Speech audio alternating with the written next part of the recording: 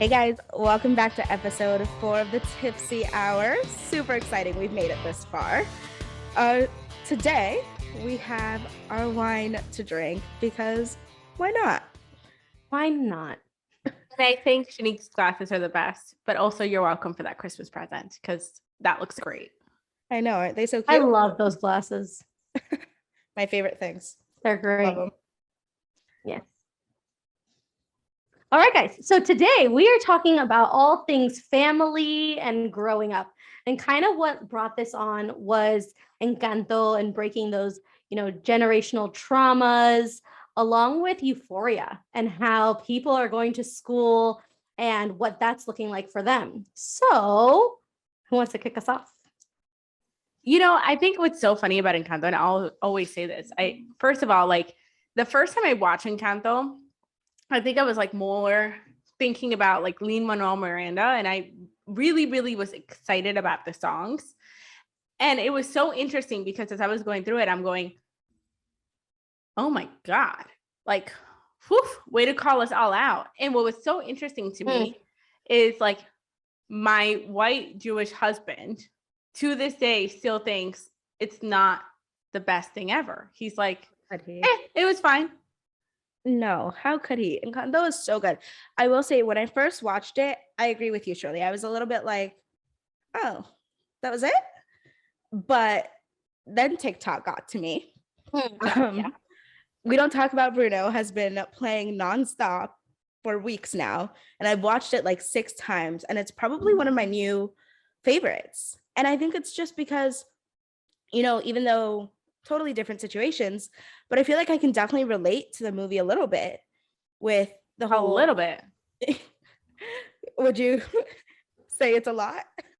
I would say it's a lot. I would say it's like total relations. And I think, and I think that that's why my husband doesn't love it. Honestly, I think it is that idea of like, he didn't have to go through that. And I think the way I kind of see it, and I don't know if this is like a truly Hispanic or even just a truly immigration family specific, is a lot of the different kind of components of it. Number one, I would say, this whole idea of like moving to this new land and trying to make it better, right? And like this pressure to be the best you can be and use your gifts for the benefit of your family and society versus just because it is. And I think I related to Luisa a lot because being an older sibling, Alexa and I always say this joke, I'm like, having small siblings is a scam. And I can get into that rant. But just being an older sibling in the United States, like you're the guinea pig. You know what I mean? Like you're the one who's like, oh, your parents are learning via you and they're using whatever they use with you to like help the younger sibling. Like my favorite example of this is like a car. Everybody tells you, get your kids a used car. And whenever I first got my car, I got a used car for that reason. My parents were like, you have to work for it. You have to do all these things, etc. And then turns out like having a used car is the worst thing on the planet. If you're buying it for $2,000, the way I did, right? Like it's broken every single month. That whenever like Shaneck had a car, they just got you a new one because they knew it was going to be more of a pain in the behind to have a used car. So you didn't have to go through the experience of like not having an AC in the summer months. No, but I do think it was a little different though. I think you get a different experience depending on if you're the older sibling or the younger sibling, because for me, it felt like, oh, well, there were some things that, as you say, Shearly, they use you as a guinea pig and they felt like they did wrong. And so for me, I got the added pressure of now you have to be perfect. You have to get your straight A's, go to the right college, do all the right clubs. So it was definitely still a lot of pressure, just in a different way. Which is my point about Encanto, kind of taking it back there, right? Like this idea of like this tremendous pressure. I don't see many other families necessarily putting all that pressure on their kids. There's not a villain. It's just what it is. What's wrong with Latin people? Why is there so much pressure? Because it's the same thing in my family. Like my family's Puerto Rican. So there wasn't this whole, they were born and raised in Puerto Rico, but it's still a US territory, right? So there wasn't this huge shift when they did come here. But there was still very much so that dynamic of older sibling, learn the hard way with the vehicles. My brother got a brand new car because we all learned. And there definitely is, Shaneck, what you're saying, that opposite end with my younger sister and my brother, with that pressure of, oh, well, Alexa did this and Alexa did that. And, let's all be more like Alexa, which is terrible to put on a child. But there definitely is both of those sides. Shearly, are you saying that pressure wasn't necessarily, I know you mentioned, your husband, Michael, who is Caucasian, who was here, born and raised here in America. Yeah. There doesn't seem to be that pressure there. I think there's different pressure. And I don't think the pressure is that strong. And even watching like their family, there's a lot of,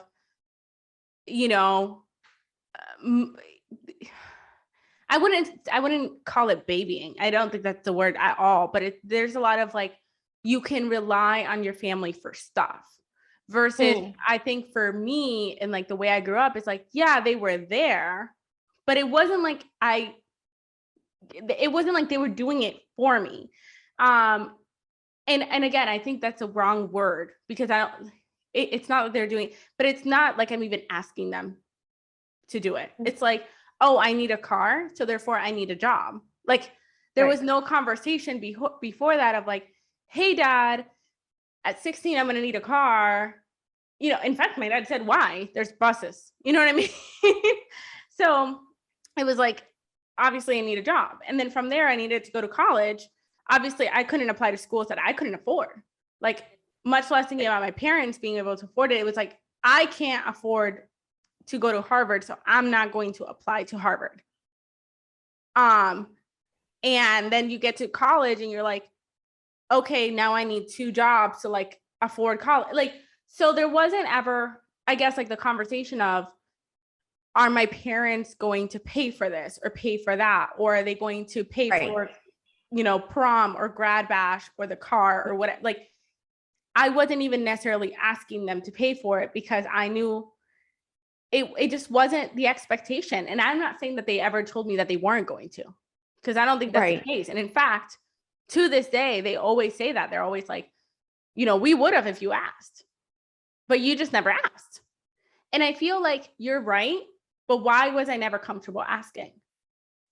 That should have gone, like that was a childhood thing that you guys, I was too young to not know to ask or not ask.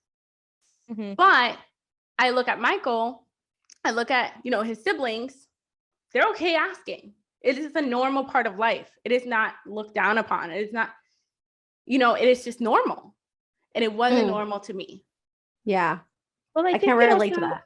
Yeah. I think it also has to do with the fact that, when we did move here, we saw the differences between being freshly new to a country and having to rebuild your entire life versus, going to school and your friends are like, oh my God, you're not wearing Hollister and Aeropostale. And it's like, no, like, I think my parents are okay with shopping at Ross. Not that that's a bad thing at all, but you definitely see the differences. So as you're growing up, you feel bad asking for those larger things because that wasn't the norm when you were younger.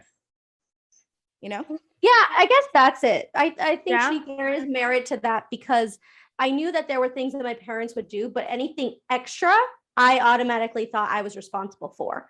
So that those grad bashes, those, nicer pieces of clothing, that I automatically thought, okay, well, my parents give me everything I need. I don't need this. So I need to go get a job to be able to provide that for myself. Right. Yeah. And I guess that's the biggest thing. It's like the definition between need and want. I feel like we learned that very early on. And I think it even goes past that to even like a job. You know what I mean? It is I think as a Hispanic or the Hispanic society, it's very much a society where you're to blame. I always say this about my parents and I think it's funny, but it's true. Like if we ever got in trouble, and Alexa and I did often, like my parents never blamed Alexa. They were never like, Alexa's the reason why they ended up at the museum on a Saturday, on a school day when they were skipping school. They were like, obviously it was Shearly. Like, And it could have been Alexa's idea all day long, but it was obviously Shearly's idea when I got home, you know? And there's this like, it could be that whatever happened in school, it was always Shearly's fault. And I say that, and I think about like even work today. It doesn't matter if somebody didn't complete their job. In my mind, it is my responsibility to get things done.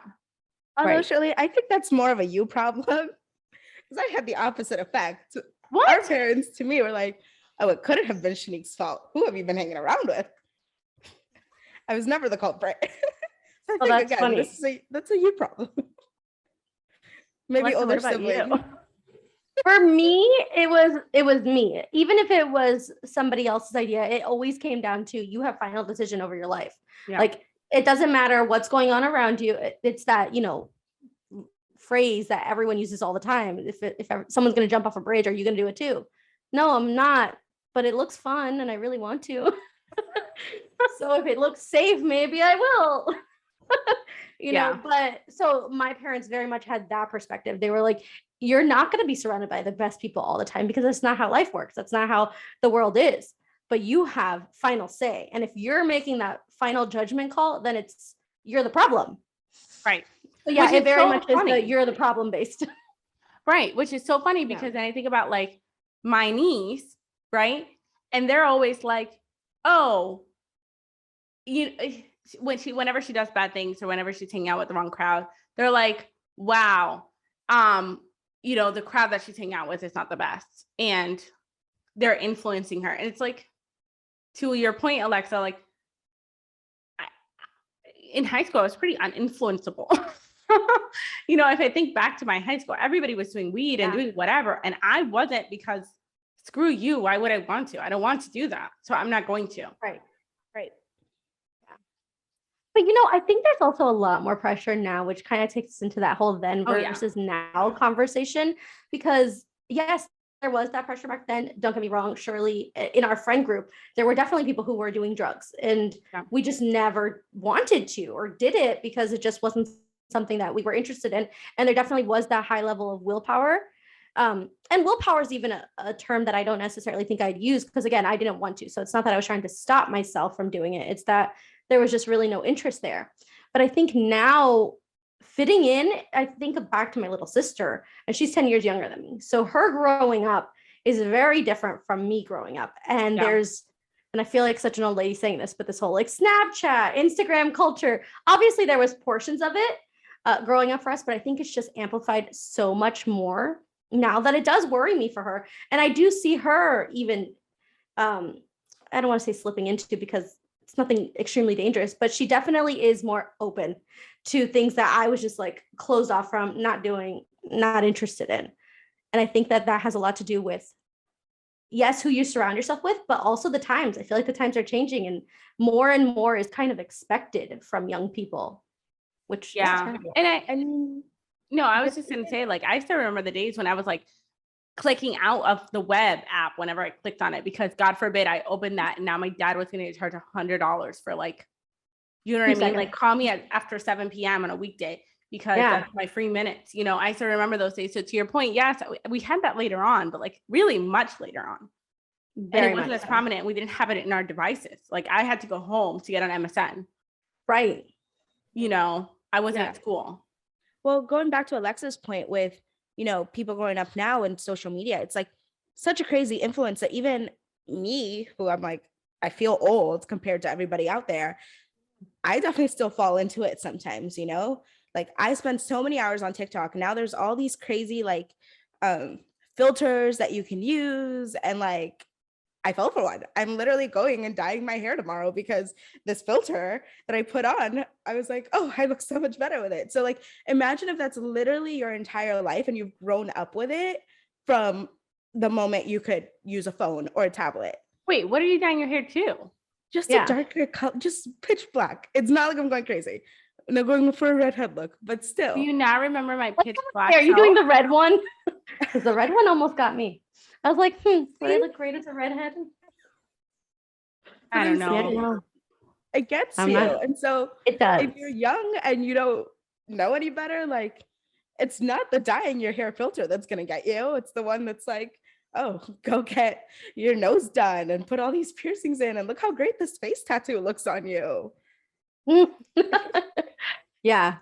Yeah, it's wild. I recently started watching Euphoria, and I'm flabbergasted. Guys, it scares me. I don't even have children. Children aren't even on the horizon, but I watch that and I'm like, is this what high school is nowadays? I assume it's elevated because of, production value, but it is intense. It is intense. The amount of drug usage, the amount of sex, the amount of overall pressure. I think all of that stems from just pressure in general. But it is intense and it worries me. I'm nervous. Like I said, I don't even have children, but I'm like, what are they gonna have to go through? Yeah. I mean, I hope Euphoria is way, way overproduced to what high school is right now. But no, you're right. And like, even when you first are meeting these characters, Maddie and like Nate, and how he just wanted her to be this perfect person who has never done anything before. And it's like overly sexualized. And it's like, oh goodness, what a toxic relationship. And you're going through this in high school? Well, who didn't go through a toxic relationship in high school? I mean, Shaneck didn't. I didn't. She's married to literally her high school sweetheart. Okay, but I feel like that is like 101 of high school. It's like you have to go through like some toxic relationship that like makes no good sense. And everyone's telling you you're so dumb. And you're like, I can't see it because I'm dumb and I'm stupid and I'm 17. No, but this is a whole different level. Yeah, it's like beating people up for over someone not being 100% perfect, and just like breaking into homes to intimidate someone because they looked at your girlfriend. Like, just wild. That stuff didn't happen. It wasn't that toxic. Toxic being that you called me 17 times and then I blocked your number. And then when it became after 7 p.m., I called you back because I'm an idiot. Like, that is what our toxic relationships were like. It wasn't, it didn't escalate the way that this series portrays life to be now. Right. So we need a high schooler. I mean, to let us know. But at the same time, I think about like, what were we watching in high school? Pretty Little Liars? You know what I mean? Like, these girls were like literally getting bullied to the nines and killed. Like, that didn't mean I was doing that in high school. And that also didn't mean that if somebody wasn't doing that to me, I wasn't going to call the cops. Like, these girls were literally walking around whatever, getting bullied by some A. And we were all watching it like excitedly, but like that was just entertainment. So I hope that's what it is. That makes me feel so much better. Honestly. Obviously, we were watching Pretty Little Liars, but like it didn't seem as realistic as Euphoria can seem. And I don't know, Shearly, if you've watched it, but like, no, they are literally in high school all the time with their high school friends. It's not like they're, going and chasing after this mysterious figure that's not there. The mysterious figure is your best friend who all of a sudden is having sex with your ex-boyfriend while doing drugs. Yeah. Like, it feels much more realistic. And yes, there is high production value. And the production's great. So it is very cinematic in nature because it is an HBO series. But to Shaneck's point, the situations that they're put in doesn't seem outlandish, whereas Pretty Little Liars did seem outlandish. Like, there wasn't going to be this one adult person who's coming after 4 young girls and making their lives miserable. This is just, teenager versus teenager being a crazy person and doing not crazy person, but like literally just doing drugs and having sex all the time. And these typical conversations within the family and outside of the family and what that looks like. And it just seems a lot more like it could be realistic. Versus Pretty Little Liars seemed like a dramatic show for dramatic effect. And I will say, maybe it's going back to Alexa's point earlier, is that when we were in high school, like that was never something we were interested in. Like, I never saw the need when someone was like, oh, I have weed, right, to go and smoke. But I did see someone who I did go to high school with the other day post how he feels like watching Euphoria mimics his life in high school a little bit. Yeah. So, maybe this was all going on when we were younger, but I feel like now it's just elevated. Well, it has to be, right? Like, TV is getting more and more dramatic and more explicit because we're desensitized to it. So it's just getting, we had the Secret Life of the American Teenager where the girl got pregnant and everybody was having sex. It wasn't as crazy because we didn't have HBO. Yeah. It's still publicly available at the time, and it was network television. So I think about like the fact that, we're desensitized, so things have to be hyper realistic for it to be entertaining. Like Game of Thrones is probably the craziest thing I've ever watched. Every single show, every single episode, several people are getting killed. And I watched that stuff all the way through the end, and it was great. And I loved it all the way up to the stupid last season where like everything fell off. So I do think about that when I'm watching shows now, because I'm almost like, I wouldn't be entertained by the same things that we were watching 10 years ago, just because we're so desensitized to graphic stuff, right? And I think to your point, like a lot of the situations you're talking about are situations I did hear about in high school. Yeah, there was people cheating on each other all day, every day. Alexa, didn't your ex-boyfriend cheat on you 12 times while going to raves? Okay, whoa. That's called out. Well, there's a lot. Jesus Christ. I don't But know. yeah, there was definitely cheating. It was a whole bunch of times with a whole bunch of girls. I don't remember. Please like, enlighten us, Alexa. What? Please enlighten us. Oh, he was an asshole. He was an asshole. And I was stupid for going back. But yeah, we were together for 4 years. And towards the end, it just got rough. But to, all of this point is it was drugs. Like he did definitely fall into that whole party scene, drug scene. And that is where the cheating happened. And that is, I remember staying up every single Friday and Saturday, and sometimes even Sundays, waiting for him to text me when he got home, or dreading a phone call from his mother, which happened sometimes because he didn't come home. And that was back then. And again, there was a lot less exposure. And I think about the situations and then compare it to now, there's so much more exposure. There's so much more pressure. So if that was happening to the oddball person, aka my ex, then what is happening out there now? Yeah. It's easier to fall into that trap now because the information is more publicly available. Back then you had to know somebody that had a party, and then you had to know somebody else that sold Molly. Now you can post it, an Instagram story saying, hey, where are we going Saturday night, and get 1 million responses. It's not easier. even. People are posting the addresses to these parties. Yeah. And it's like, oh, you saw it? Great.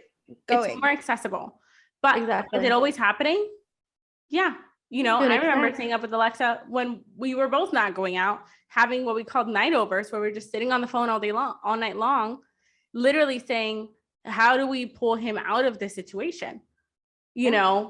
And it was high school. Like it is what it is for some of these people. It doesn't and I would like to think that it's not widespread. I think it's more accessible, but I would like to think that there are still people that are, as we just said, uninfluenceable. I'm sure I just don't know how to raise kids that way. Yeah. That's the thing that terrifies me. It's like, I was so uninterested in it, but like, what did our parents do to make me that way? Like, right. How do I replicate that into my kids eventually? Yeah. Without the pressure, right? Without the pressure. Exactly. Because that's the thing. And that's a hard part of it all. Like, how do I do that without passing on intergenerational trauma from Encanto? Yep. Yeah. Literally. Yeah. And I don't know. I don't know the answer to that. No. I don't know the answer to that either. And all I can think about is are you guys on gentle parenting TikTok? Yes. Yes, I've seen some of that. Okay. Yes. I'm like, maybe this is it. But I would like to see how they grow up first. Exactly. How many of those kids are going to end up doing drugs? You know what I mean? Yeah. But you know what? I don't even know if it's the growing up. I think you guys are a good example of you both ending up similar. But there are so many families where one kid falls off and the other doesn't. And it's the exact same, it's growing up in the exact same environment, being treated the same, being raised the same way with the same values, and people just go in different paths completely. And how do you stop that? Is it all just really individuals and who you are as a person?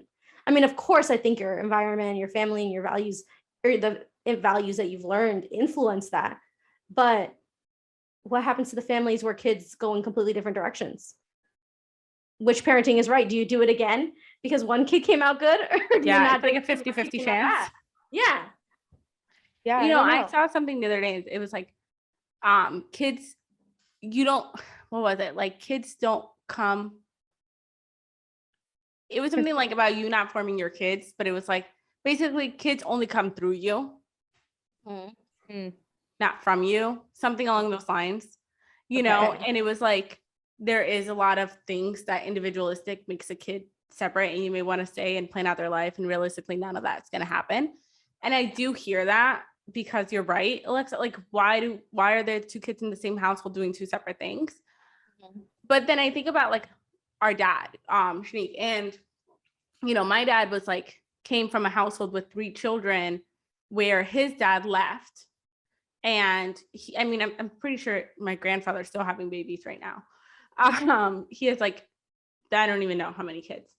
And his mom like pretty much left them at like 11 years old, and they got sent to like their uncle's house in El Campo, where they were racing cows and going to like literally the worst school. And then his older brother ended up getting, and he was like the youngest brother. Like he's not even the oldest. And his older brother ended up getting like some apartment in Santo Domingo. So they all moved in with like the brother in Santo Domingo, where like the brother let them do whatever they wanted. And like, if you hear my dad's stories, I mean, you know, it was to a point where he was like saying there's things that his mom will say, even when he was younger. Like he would go to school and fight every single day. Like if he came back angry, his mom knew he hadn't fought with somebody today. Like he was just throwing punches to anybody that would like, it was a mess, you know? And there's things that I'm like, he never got expelled because he was like the best student. Like he got straight A's. So like the principal was so upset he couldn't expel my father, you know?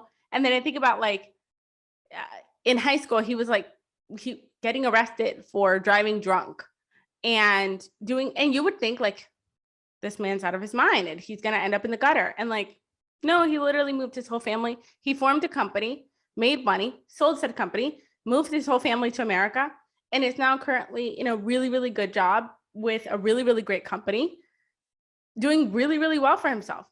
His brother is still in El Campo, and his sister is still in, you know, the Dominican Republic doing whatever she's doing. So he came out the best.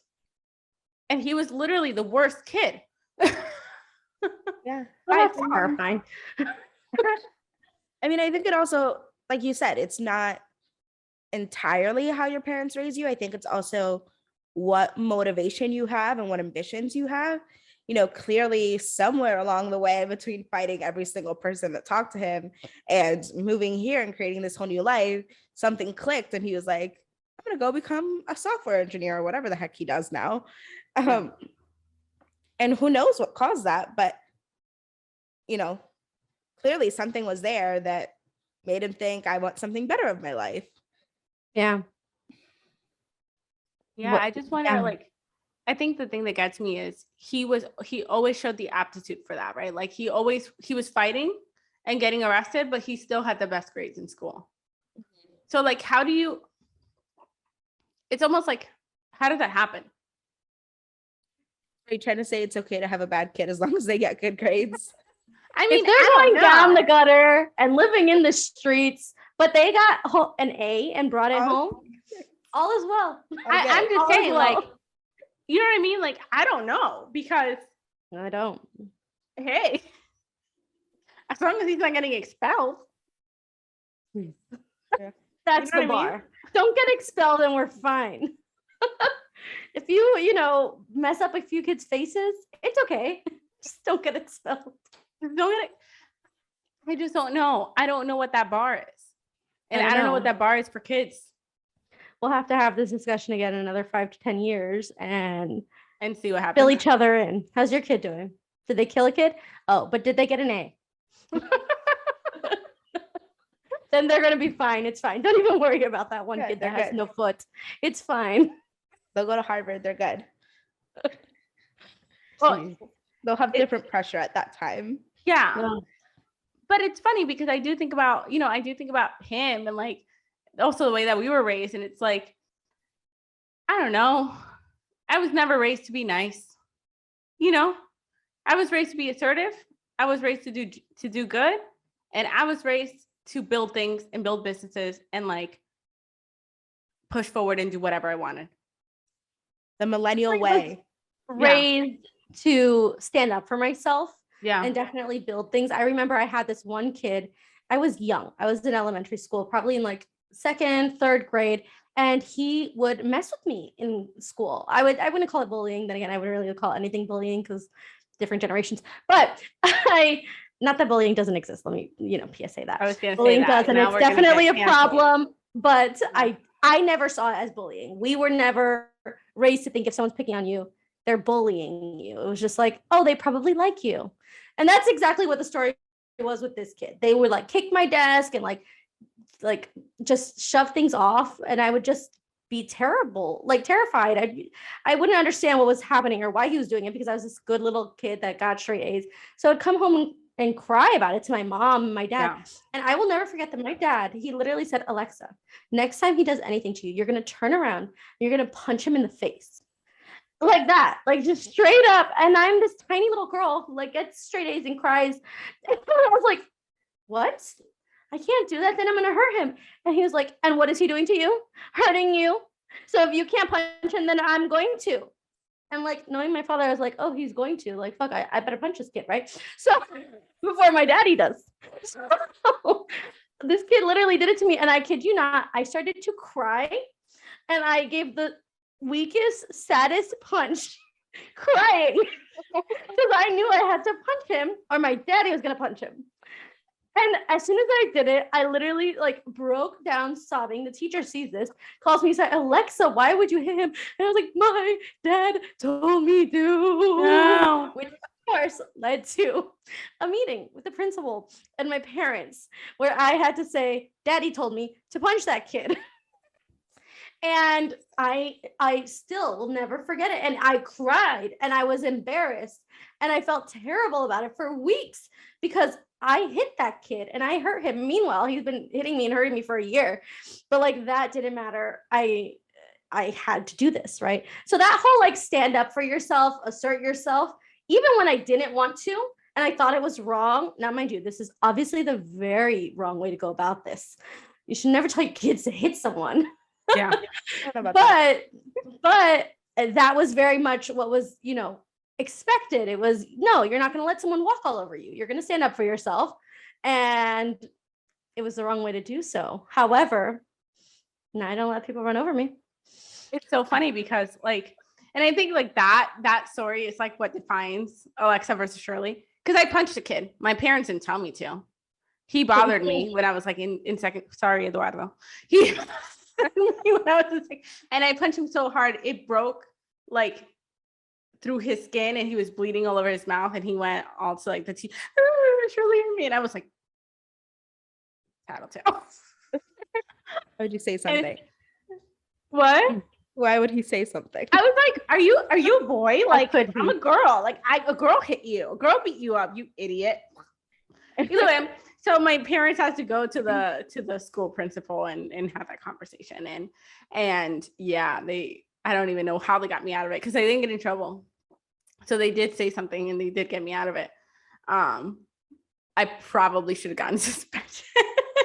Yeah, I didn't get in trouble either, but it's because I don't know what happened to my father, to be honest. But I remember he was like, he was like stone faced. He's like, good. I'm glad she punched him. Did she also tell the teacher everything else that he's been doing? Because we've sent complaints and she's complained, and you want me to go punch the kid? And he like got upset. Good. At the principal office, he was like, absolutely, she punched him. I've been telling her to punch him for weeks. And I'm just sobbing, quietly sobbing because I hit the kid. Oh my God, that's so funny. Yeah. But now that you bring that up though, about the whole bullying thing when you were younger, it's so funny to me, the difference that a couple years makes, right? Yeah. Because we're what, 3.5 years apart? Yeah. And growing up, even though, yes, there was still a little bit of like, oh, if that kid is mean to you, like he just likes you. They definitely completely flipped that on its head and was like, nope, that's bullying. If you're standing by, like you're just as bad as the bully. Like you have to tell on somebody. Yeah, we didn't get that. No, at all. No, I mean, maybe I would say once we were in high school, we were seeing that in younger generations. Like Okay, I remember then my little sister was in elementary school and she would come home with like bully flyers and I'd be like, Okay. Yeah. But like us growing up in that age where it did make a difference in that, elementary school, middle school, absolutely not. It was just kids tease, kids bother. That's what happens. And is that right? No, it shouldn't happen. But that was just kind of the mentality that was had then. Interesting. Yeah, no, that was not as big of a thing. It was definitely like, if you're a bully, you're a bully. You need to tell someone, you need to tell the teacher, like you need to stand up for your friends. And then when we got to middle school, it's when, later on in the years, Instagram and Facebook started coming out. So then it was blasting like cyberbullying. And now anybody over the internet can be a bully. And again, you have to speak up. So again, so interesting, just the differences. Yeah, no, that was like not a thing. And it was even farther than that. I mean, I remember teachers that would literally like retell kid rhymes like snitches get stitches, I remember teachers saying that. I remember I had a full on AP European history psychopath as a teacher. Oh God. Oh, this man. He was crazy. So this man, I mean, first of all, like it was just insane. So one day, everybody was going to do like this major walkout because the teachers were going to go into merit pay versus like regular, I don't even know. And it was like a big deal. And we were in IB, International Baccalaureate program in high school, which basically was just an advanced program that was like too much work to be worth it almost. But if you're an IB and you think it's worth it, then keep going. Woo. Either way. So this guy, I mean, they were going to do this walkout like during the class time for my AP European history class. And at the time, like they were blasting things over, the principal over the loudspeaker. It was like, if you dare do the walkout, I promise you, like everybody who walks out is going to be suspended, all the things. We wanted to walk out, obviously, like skip a class to go vouch for teachers. Like that sounds great. However, we weren't going to get suspended, not an IB. Are you crazy? So everyone walked out except for anyone in IB who all strode into his class. When I tell you he went off, he was like, look at you idiots. All of you here. Wow. Spineless. You have no spine. Spineless children, you little brown nosers. Like he straight up gave us Fs. He created a quiz that we didn't take so he could fail all of us for being spineless. We all got Fs that day. Mm-hmm. Do you think you guys didn't walk out because you knew that if somehow you failed this class, got suspended, you wouldn't live up to your parents' expectations? No, we didn't walk out because we weren't going to die. You know what I mean? Like if I got suspended and I went home to my parents, like, well, exactly. It's not about meeting their expectations. I would just be dead today. Okay, so exactly. You weren't meeting their expectations. You're gone. And yeah, my mom would just start over, like dead, gone. Okay, great. Now I need another child. I'm going to name her Shearly. We're going to, it's going to be a thing. But like, there's no way in hell I would be alive today if I ever got suspended from school. Yeah, no. I think it was also just, there was a very high level of respect for authority for me. And growing up, like it was the end all be all if you did something wrong in school, because who are you to do something wrong? They're teaching you. They are what is shaping your education. Without an education, you're not going to get a job. Without a job, you're never going to have a house. Without a house, you're going to be a bum on the street. So why would you disrespect anyone at your school who's educating you? So when all of those things on the speaker would come and they're like, oh, well, you're going to get failed and you're going to get suspended and all this stuff was happening. It was like off the table. Love you, teachers, but like, I'm not jeopardizing my whole future and my ability to live in a house when I'm 30 because I walked out today. No, it's not worth it. It's interesting. Do you guys think that's a good thing or a bad thing? Like, and here's the thing, like, there's a part of me that's going, and I know we weren't going to go there today. I know that, but it is just such an interesting conversation. There's a part of me that's thinking from a positive way, like there is no respect for educators today. There just isn't. these students think their parents can get them out of anything, and they're disrespecting their teachers, and it is a problem all throughout. Like, I'm hearing stories from my sister-in-law, who's a teacher currently in public schools, where the students are the most entitled, ill-prepared students in the history of her teaching. And that's probably because they just spent 2 homes being babied by their mommies. On the other hand, then we're seeing Russia, right? And like, we're seeing people literally not go out to the streets and say anything against the Russian government, who's currently attacking Ukraine, because they're scared of getting persecuted.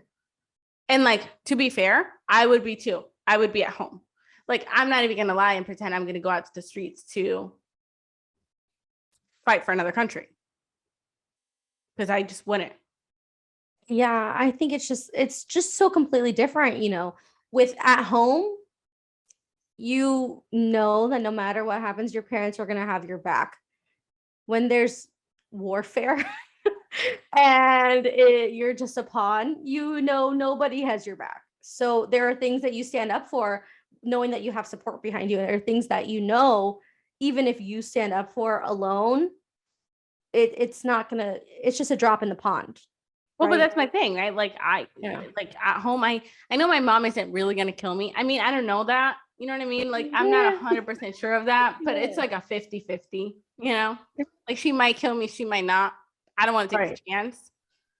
Versus like right now, there's Russians who like are 80% sure they'll get killed. You know what I mean? And they're going in the streets, and I'm like, I'm applauding them, because I wouldn't even do it for a 10% chance, really, honestly. Like, if there's a 10% chance I'm going to die, I'm gonna stay home. Yeah, I don't know. I think, like Alexa said, there's some things where you feel really secure doing it, and you go for it. There's some things where you don't, and maybe it's just what you believe in, what you want to stand up for, but 2 completely different situations. Yeah, my mommy told me it's better that they say here she ran than here she died. Yeah. I think there's very much so that mentality that I was brought up with also. Like, you save your life first, and then you can kind of talk to whoever you need to talk to make the change happen. Like, maybe don't march in the streets where they're shooting people, but maybe you can study law and get some laws changed. Right. Don't put your life at risk. Then you really can't do anything because you'll be dead. Versus, keeping yourself alive and then making sure that you're able to do the right thing later. And that doesn't mean not standing up for what you believe in, just knowing kind of when to step back to protect yourself, right? There's a high importance on protecting yourself and self-preservation. Yeah, self-preservation, to the point where like you shouldn't bungee jump and you shouldn't skydive, because there is that 10% chance that you can die. Do I listen to that? No, not necessarily, but it's there. Yeah. I guess maybe that's what it is. Maybe it's the authority thing, because even when you said that, like, there's a 10% chance of me dying from skydiving, yet I've done it. It's like, but no one's gonna yell at me when I don't die. Someone's gonna yell at me when I, don't die. So I'm either gonna get yelled at or I'm gonna die.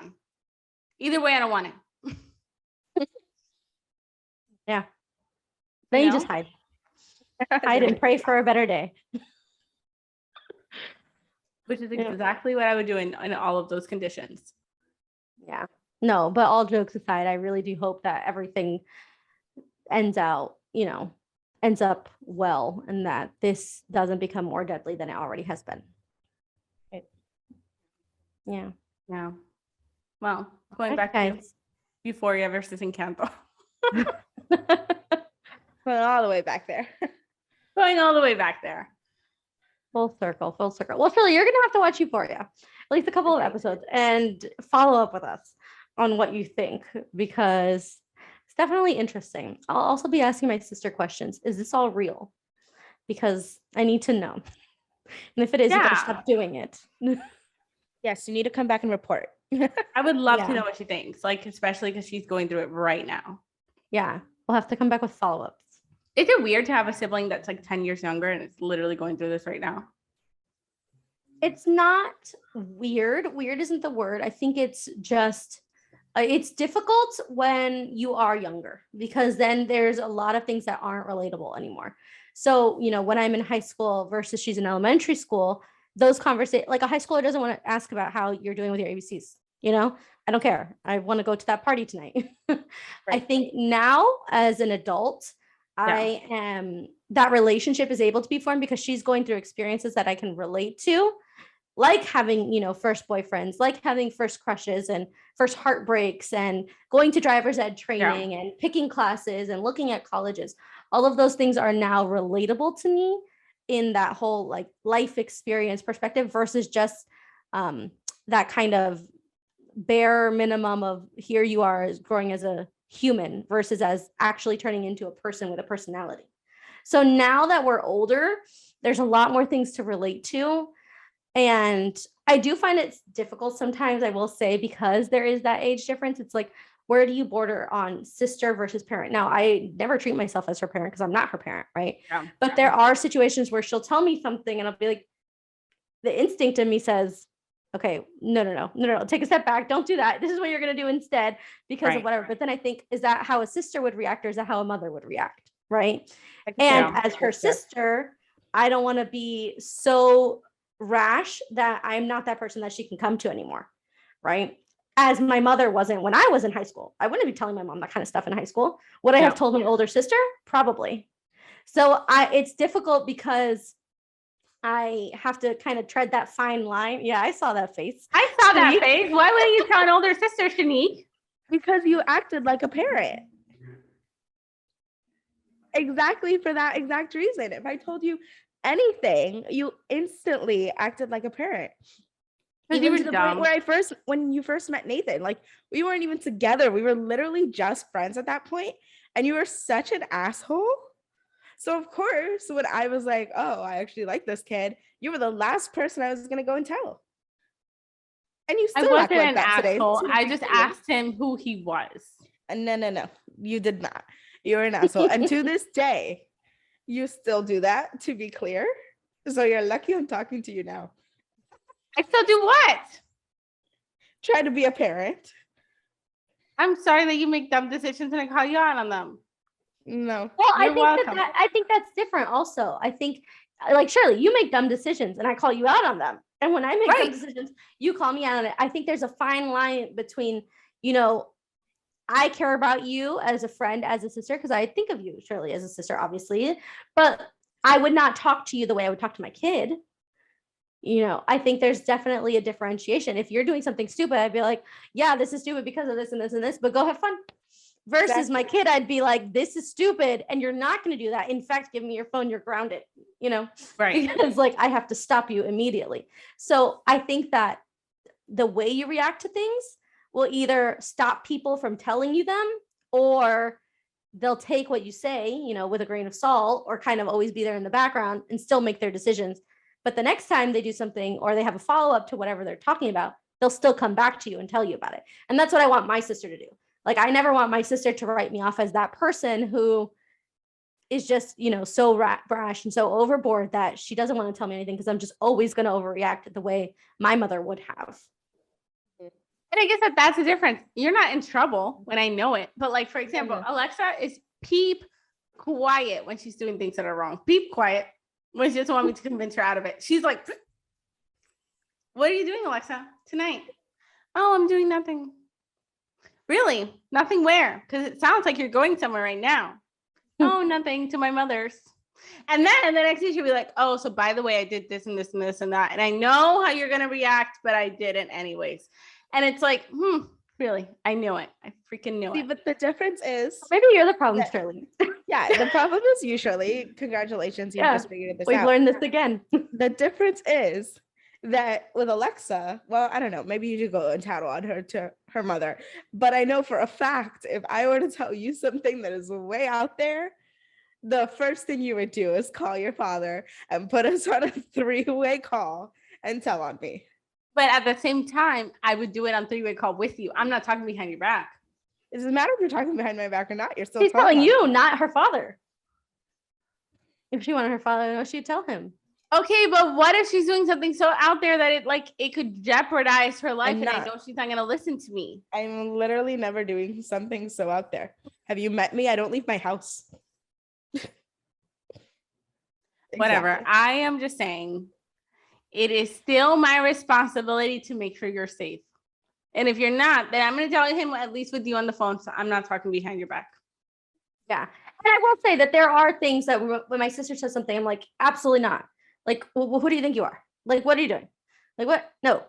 But I'm very clear, like, to kind of then ease back out. If I find myself doing that, I'm like, yeah, I understand why you would want to.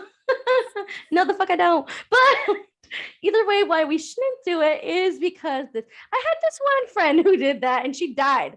You don't want that. Okay, Anna, that's like my mom every single time. We tell her, my mom, every single time we tell her about something, maybe it doesn't work, let me tell you, because now we know she always has a friend who always ended up dead by whatever. Always. Maybe this is what happened. She told her friends that this would be her strategy, and they were all like, that's a good strategy. And then she continued to do that, but for 40 years. She has killed off every friend. Every friend ended up dead. They walked outside, died. You shouldn't do that. I swear to God, that's like sitting with my mother for longer than 20. If you sit with my mother for 20 minutes, you will hear about a friend who died. Literally. That's so funny. That's hilarious. So on that happy, very merry note. The note of death.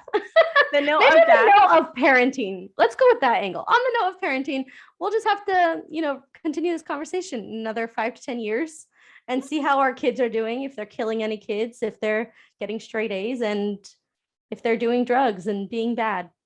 And worst case scenario, maybe we did find the parenting hack. It is whenever your kid is telling you something that you don't want to say outright no to, come up with a friend who died.